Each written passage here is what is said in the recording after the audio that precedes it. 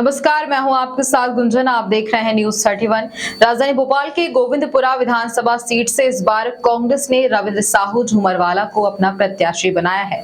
बता दें कि सीट लंबे समय से भाजपा का गढ़ मानी जाती है। लगातार भाजपा इस सीट पर जीतती आ रही है। वहीं बाबूलाल गौर के निधन के बाद उनकी बहू कृष्णा गौर को भाजपा ने 2018 के चुनाव मैदान में उतारा था और इस बार गोविंदपुरा सीट से वही मैदान में है। अब देखना दिलचस्प होगा कि कांग्रेस के प्रत्याशी रविंद्र साहू झूमरवाला भाजपा किस गढ़ माने जाने वाली सीट में किस तरह से लगाते हैं और पिछले 50 वर्षों से लगातार जीत रही भाजपा को यहां से किस तरह से पराजित कर विजय हासिल करते हैं। इस सीट से नामांकन दाखिल करने के बाद क्या कुछ कहा रविंद्र साहू झूमरवाला ने, देखिए। इस उद्घाटन कार्यक्रम के दौरान भाजपा के भोपाल जिला अध्यक्ष सुमित पचौरी, कृष्णा घाटगे सहित कई भाजपा कार्यकर्ता मौजूद रहे। मध्य विधानसभा के इस मुख्य चुनाव कार्यालय के उद्घाटन के दौरान वार्ड 34 के निर्दलीय पार्षद पप्पू विलास को हितानंद चौधरी ने भाजपा की सदस्यता भी दिलाई। निर्दलीय पार्षद पप्पू विलास ने भाजपा की सदस्यता लेने के बाद मध्य के भाजपा प्रत्याशी ध्रुव नारायण सिंह के साथ क्षेत्र में जनसंपर्क भी किया और लोगों से भाजपा को वोट देने की अपील भी की।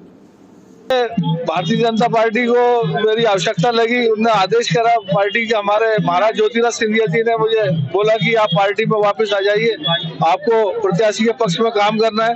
पिछली बार मुझे नगर निगम का टिकट नहीं दिया था और जनता चाहती थी कि मैं चुनाव लड़ूं, कार्यकर्ता चाहते थे मैं चुनाव लड़ूं, मैं चुनाव लड़ा और जनता का आशीर्वाद मुझे मिला, माता बहनों का, हमारे क्षेत्र के सभी लोगों का आशीर्वाद मिला और मैं विजयी रहा। अब पार्टी का आज आदेश हुआ था, महाराज का आज आदेश हुआ था सिंधिया महाराज का, तो आज मैं पार्टी में पूरा वापस आ गया। चुनावी मौसम में तो कांग्रेस के द्वार भी खुले रहे होंगे आपके लिए, वहां से भी कुछ ना कुछ तो आपके लिए आया होगा। जहाँ मेरी कांग्रेस के लोग मेरे से संपर्क करने आए थे, उन्होंने मुझसे बोला था कि आप हमारे पास में कोई बड़ा चेहरा नहीं है, उससे जो जमीन पे रहकर काम करता हो, आप हमारे साथ में आ जाइए, हम आपको ज्वाइन करते हैं, आप जो चाहेंगे हम आपकी मांग की पूर्ति करेंगे। लेकिन ये हमारा तो शुरू से भारतीय जनता पार्टी और भारतीय जनता पार्टी परिवार और भारतीय जनता पार्टी का काम बचपन से करते हुआ है, तो हम लोग उसका इसलिए हमने कांग्रेस के लोगों से हाथ जोड़ के क्षमा मांग ली। आम आदमी पार्टी के लोगों ने भी संपर्क करा, उससे भी हाथ जोड़ के क्षमा मांग ली। हम हमारे आरिफ मसूद के बारे में क्या कहना चाहते हैं? आरिफ मसूद जी के बारे में मैंने बता ही दिया है कि उन्होंने क्षेत्र में कोई विकास नहीं करा, 5 साल वो क्षेत्र में आए नहीं।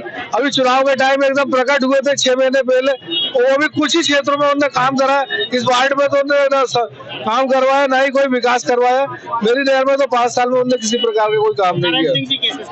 देखिए, हमारा जो प्रत्याशी जी के काम पे हम लोग अपना चुनाव लड़ रहे थे, लेकिन हाँ, ये बिल्कुल सच बात है कि हमारे पुराने जो नेता रहे और 40 साल पुराने भारतीय जनता पार्टी परिवार के नेता रहे, उनका आना, हम जीत तो वैसे ही रहे थे, लेकिन उनके आने से हम लगभग 20-25 हजार वोटों से जीतेंगे।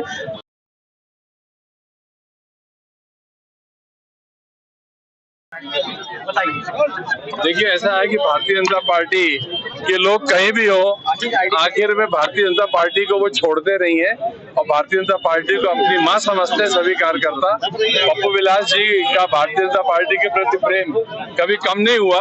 वो तो वक्त और परिस्थिति और हालात ऐसे बन गए थे कि उनको ऐसा निर्णय करना पड़ा, लेकिन पार्टी भी उनको नहीं छोड़ सकती, वो भी पार्टी को नहीं छोड़ सकते।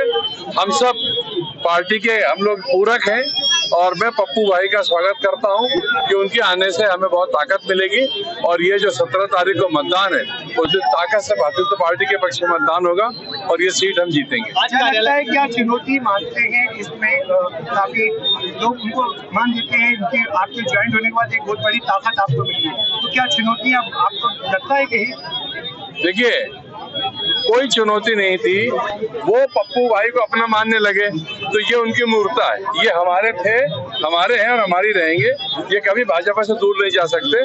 तो वो बहुत सारी खामाख्याली पाले हुए हैं, बहुत सारे। अब उनके चुनाव में कोई एजेंडा तो बचा नहीं, अब उनका टोटल एजेंडा फिरका परस्ती में सिमट के रह गया है, तो वो सफल नहीं होने वाला, जनता उनको पहचानती है। सर, आरिफ मसूद ने कहा है कि मेरे सामने चुनाव मुख्यमंत्री शिवराज सिंह चौहान को लड़ना था, लेकिन उन्होंने ध्रुव नारायण सिंह को मेरे सामने खड़ा कराया।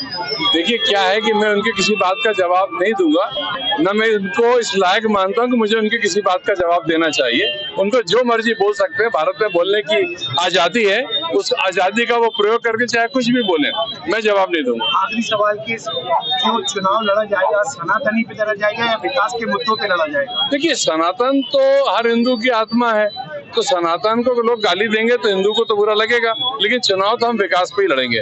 विकास पे लड़ेंगे, भारतीय जनता पार्टी के एजेंडे पे लड़ेंगे, मोदी जी के नाम पे लड़ेंगे, शिवराज जी के काम पे लड़ेंगे।